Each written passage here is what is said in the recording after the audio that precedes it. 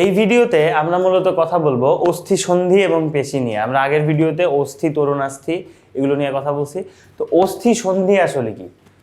অস্থি সন্ধি হচ্ছে বোন জয়েন্ট, তোমার দুইটা হাড্ডি যেখানে এসে মিলিত হয়, এটাকেই মূলত অস্থি সন্ধি বলে।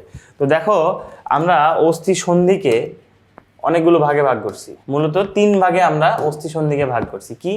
একটা হচ্ছে নিশ্চল অস্থি সন্ধি, একটা ঈষৎ সচল অস্থি সন্ধি, আর একটা হচ্ছে পূর্ণ সচল অস্থি সন্ধি। অর্থাৎ এদের এদের কাজ, এই অস্থি সন্ধিগুলোর কাজ নিয়ে মূলত এদেরকে আমরা ভাগ করছি। সো দেখো, নিশ্চল অস্থি সন্ধি কোনটা? নাম শুনেই বোঝা যাচ্ছে যে অস্থি সন্ধিকে আমি চাইলেই নাড়াতে পারবো না, মুভ করতে পারবো না। যেমন এই যে করটিকা, এই যে তোমার ব্রেনের, তোমার মাথার এখানে যে 8টা হাড্ডি আছে, একটাকে তুমি চাইলে নাড়াইতে পারো না। এরা হচ্ছে নিশ্চল অস্থি সন্ধির মধ্যে পড়ে। ঈষৎ সচল মানে তুমি একদিকে নাড়াইতে পারবা, অন্যদিকে নাড়াইতে পারবা না, বা হালকা একটু নাড়াইতে পারবা। যেমন দেখো তোমার মেরুদণ্ড বা অন্ত্যকোষরিক অস্থি সন্ধি, এই যে মেরুদণ্ড দেখো তুমি একদিকে নাড়াইতে পারো, বাট উল্টা দিকে কিন্তু পারো না। ঠিক আছে? আচ্ছা, এরপরে পূর্ণ সচল বা সাইনোভিয়াল অস্থি সন্ধি। পূর্ণ সচল বা সাইনোভিয়াল এই বোন জয়েন্টের সংখ্যায় আমাদের সবচেয়ে বেশি, মানে আমরা যে কোনো দিকে নাড়াইতে পারি। যেমন এই বোন জয়েন্টের কথা চিন্তা করো, এই যে দেখো আমি যে কোনো দিকে হাত নাড়াইতে পারি না, ঘুরাইতেও পারি রাউন্ড হিসাবে। তো এটাই হচ্ছে পূর্ণ সচল। দেখো এদের প্রকৃতিগুলো কি? এরা নমনীয়, এরা সহজে নাড়াচাড়া করা যায়। এদের প্রকার কি? এদের আবার দুইটা প্রকার আছে, একটা সরল, একটা জটিল। সরল মানে মাত্র দুইটা অস্থি, আর জটিল মানে দুইয়ের অধিক অস্থি এসে মিলিত হয়েছে। এবং সাইনোভিয়ালের অংশ কি? দেখো এদের তরুণাস্থিতে আবৃত অস্থি প্রান্ত, অর্থাৎ তরুণাস্থি নিয়ে যে পড়াশোনা করলাম, তার দুইটা বোন জয়েন্টের মাঝখানে তরুণাস্থি থাকে, আমরা পড়ছিলাম না? এই যে দেখো এখানে চলে আসছে যে তরুণাস্থির আবৃত অস্থি প্রান্ত, সাইনোভিয়াল যে রস এবং অস্থি বন্ধনী সন্ধিস্থলের আবরণ, এদেরকে আর্টিকুলার ক্যাপসুল বলা হয়। অর্থাৎ সাইনোভিয়াল বোন জয়েন্টে তুমি কোন কোন জিনিসগুলো দেখতে পাবে? তরুণাস্থি দিয়ে আবৃত একটা অস্থি প্রান্ত পাবে, সাইনোভিয়াল রস পাবে, অস্থি বন্ধনী পাবে এবং সন্ধিস্থলের আবরণ পাবে। ঠিক আছে? এরপরে এর কাজ কি? দেখো, ঘর্ষণ ও তজ্জনিত ক্ষয় হ্রাস করা, আঘাত প্রশমন করা, চলাফেরা এবং অস্থি সন্ধির নড়াচড়ায় কম শক্তি ব্যয় করা।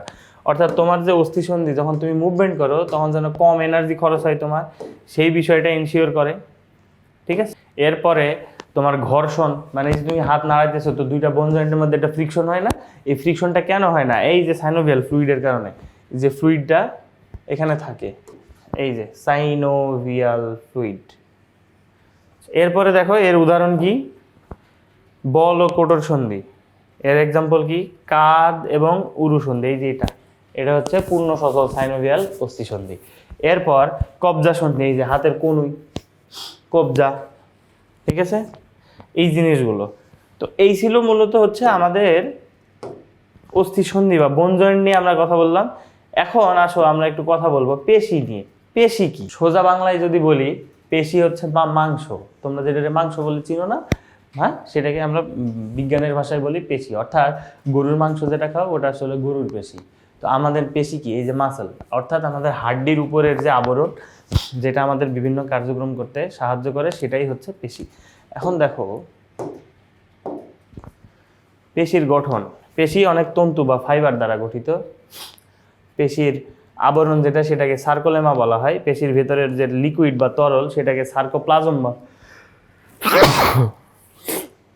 সেগুলোকে সার্কোপ্লাজম বলা হয়। এবং পেশির যে বৈশিষ্ট্য, পেশির কি কি বৈশিষ্ট্য আছে আমরা একটু দেখি।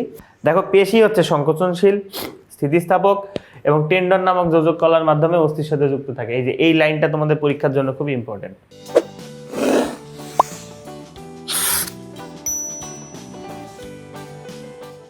পেশি আমি কি বললাম? যে অস্থির উপরের একটা আবরণ পেশি, তাই না? এই যে মাংস, এর নিচে কি হাড্ডি আছে না?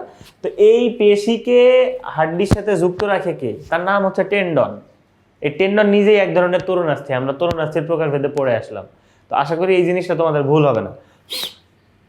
এবারে আসো একটু দেখি পেশির প্রকারভেদ। পেশিকে ওর কাজের উপর ভিত্তি করে আমরা কয় ভাগে ভাগ করি?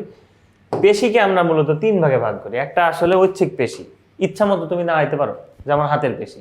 আর এটা অনৈচ্ছিক পেশি, এর উপরে তোমার কোনো নাই, হাত নাই। যেমন তোমার রক্তনালীর পেশি, তোমার পাকস্থলীর পেশি। পাকস্থলী তুমি চাইলে নিয়ন্ত্রণ করতে পারো না। আরেকটা আছে হৃদপেশি বা কার্ডিয়াক মাসেল, এবং এটা সবচেয়ে ইউনিক। এই কার্ডিয়াক মাসেল তোমার বডির আর কোথাও কোনো পেশির সাথে তার মিল নাই। সে তার মতোই, সে হচ্ছে মনে করো আরো অটোমেটিক, এবং তার উপরে তোমার কোনোই নিয়ন্ত্রণ নাই। হ্যাঁ, যেটাকে হৃদপেশি বা কার্ডিয়াক মাসল বলা হয়। আমরা দেখি এবার একটু পেশির কাজগুলো। পেশির কাজ অঙ্গ সঞ্চালন এবং চলন, অঙ্গ বিন্যাস এবং ভারসাম্য রক্ষা করতে আমাদের সাহায্য করে, কঙ্কালতন্ত্রের কাঠামো এবং আকার দিতে পেশি সাহায্য করে, আমাদের গ্লাইকোজেন সঞ্চয় করে, পেশি হচ্ছে মূলত শক্তি প্রদান করে, আমাদের যে আমরা যে খাবার খাই এই খাবারের অতিরিক্ত যে গ্লুকোজ সেগুলো আমাদের এই পেশিতেই গ্লাইকোজেন হিসেবে জমা থাকে। তো গ্লাইকোজেন হচ্ছে একটা ফ্যাট ফর্ম, তো আমরা তার যেটা চর্বি বলি সেটাই হচ্ছে গ্লাইকোজেন, এবং এই গ্লাইকোজেন মূলত জমায় রাখে কে? তোমার শরীরে পেশি। এরপরে হৃদস্পন্দন এবং রক্ত সঞ্চালনে সাহায্য করে। স্বয়ংক্রিয় কাজের মধ্যে যদি দেখো, পেশির পরিপাক নিয়ন্ত্রণ করা, ওই যে বললাম পাকস্থলীর উপর তোমার নিয়ন্ত্রণ নাই, তুমি চাইলেই তোমার পাকস্থলীকে বলতে পারবা না যে একটু জোরে মোচড় দাও, খাবারটা একটু তাড়াতাড়ি হজম করাও। No, you cannot. সো এগুলো হচ্ছে স্বয়ংক্রিয় কাজের মধ্যে পড়বে। মলমূত্র ত্যাগ নিয়ন্ত্রণ করা। এরপরে আমরা একটু দেখি যে আমরা যে চলাফেরা করি, আমাদের চলাচলে পেশি এবং অস্থি এরা দুইজন একত্রে মিলে কিভাবে আসলে আমাদেরকে সাহায্য করে সেই জিনিসটা একটু দেখি। দেখো, অস্থির মূল কাজ হচ্ছে দেহের কাঠামো গঠন করা, তাই না? আচ্ছা, এবং নাড়াচাড়া করার জন্য একটা ভিত্তি প্রদান করা। আর পেশি কি করে? এই কাঠামোর উপরে একটা আচ্ছাদন দেয়। অস্থি হচ্ছে একটা স্ট্রাকচার। মনে করো একটা বিল্ডিং এর বিম বা পাইলগুলো হচ্ছে অস্থি। মানে বিমের সাথে যে ইটের সুন্দর করে গাঁথনি দিয়ে তুমি একটা সুন্দর একটা ঘর তৈরি করবা না, এই ইটগুলো হচ্ছে পেশি। এখন ওই বিম ছাড়াও তো তুমি ঘর তৈরি করতে পারবা না, তুমি ইট ছাড়াও হচ্ছে ঘর তৈরি করতে পারবা না। সেই দুইটারই কম্বিনেশন লাগবে তোমার একটা সুন্দর বাড়ির জন্য। ঠিক আমাদের দেহেও একটা মেইন স্ট্রাকচার বা ফ্রেম দেয় হচ্ছে অস্থি বা বোনস, আর এর উপরে আচ্ছাদনটা দেয় হচ্ছে পেশি। এবং আমাদের যে বিভিন্ন স্নায়বিক উত্তেজনা সেগুলো মূলত এই পেশির মধ্যেই যায়। পেশির মধ্যে দিয়ে আমরা যে ভালো লাগা, এই যেখানে চিমটা দিলে অনুভব পাও, আমরা সমন্বয় অধ্যায়ে যে পড়লাম, এইগুলো কে করে? এই কাজগুলো মূলত সব পেশি করে। এরপরে উদ্দীপনা যদি আমরা দেই, উদ্দীপনা জাগানোর সময় আমাদের পেশিগুলো সংকুচিত হয়, কন্ট্রাকশন হয়। আবার উদ্দীপনা যখন সরে যায় পেশিগুলো আবার রিল্যাক্সড হয়ে যায়, অর্থাৎ শিথিল হয়ে যায়। এরপর পেশি সংকোচন প্রসারণের কারণেই হচ্ছে মূলত আমরা এই যে দেখো, এই যে এই পেশির নাম বাইসেপস, এটা তোমরা ছেলেরা যারা খুব ভালো চিনো না, এটা ফুলাইতে পছন্দ করো।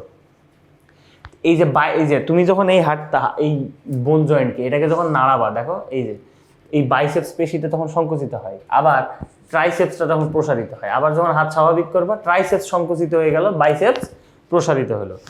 এই যে প্রক্রিয়াটা, এটা কে করতেছে? পেশি না? এই পেশি সংকোচন প্রসারণের মাধ্যমে আমাকে চলাফেরা বা নাড়াচাড়ায় সাহায্য করছে। এরপর যেটা দেখবো আমরা সেটা হচ্ছে বাহু নাড়ার কাজে আমাদের বাইসেপস ও ট্রাইসেপস। ও, এটা তো আমরা অলরেডি তোমাদেরকে বলেই দিলাম। চলো এবার একটু দেখি আমাদের ইজি বায়োলজি বইতে কিভাবে আছে। দেখো, আমরা এই যে কনুই যখন বাঁকা করি তখন আমাদের ইচ্ছাধীন যে স্নায়ু, এই নার্ভের কারণে আমাদের বাইসেপস পেশিটা কি হয়? সংকুচিত হয়। এবং রেডিয়াস আলনা এই দুইটা বোনসের নাম, হাড্ডির নাম, এরা কি হয়? আমাদের হিউমেরাসের কাছে আসে, অর্থাৎ এই যে এই হাড্ডিটার নাম হিউমেরাস, ঠিক আছে? আবার উল্টাটা, যখন কনুই সোজা করি আমরা, দেখো স্বাধীন যে স্নায়ু তার তাড়নায় আমাদের ট্রাইসেপস পেশি, যে পিছনেরটা ট্রাইসেপস পেশি, যে সে সংকুচিত হয়ে গেল, বাইসেপস আবার প্রসারিত হয়ে গেল, এই যে স্বাভাবিক হয়ে গেল, বাইসেপস প্রসারিত হলো, ট্রাইসেপসটা আবার সংকুচিত হয়। তো এইভাবেই মূলত আমাদের হাত নড়াচড়াই হয়, হেল্প করে। এবং তোমরা এই জিনিসটা খুব ভালোভাবে পড়বা, কেন? কারণ এটা তোমাদের পরীক্ষায় আসতে পারে যে আমাদের হাত নাড়াচাড়া করার ক্ষেত্রে পেশির ভূমিকা ব্যাখ্যা করো। তো সেক্ষেত্রে আশা করি বাইসেপস ট্রাইসেপসের মেকানিজম যেগুলো আমি বললাম, এই জিনিসগুলো তোমরা ভালোভাবে বলতে পারবে। তো ঠিক আছে, এই ছিল আমাদের আজকের এই ভিডিও। তোমাদের সাথে দেখা হবে পরবর্তী ভিডিওতে।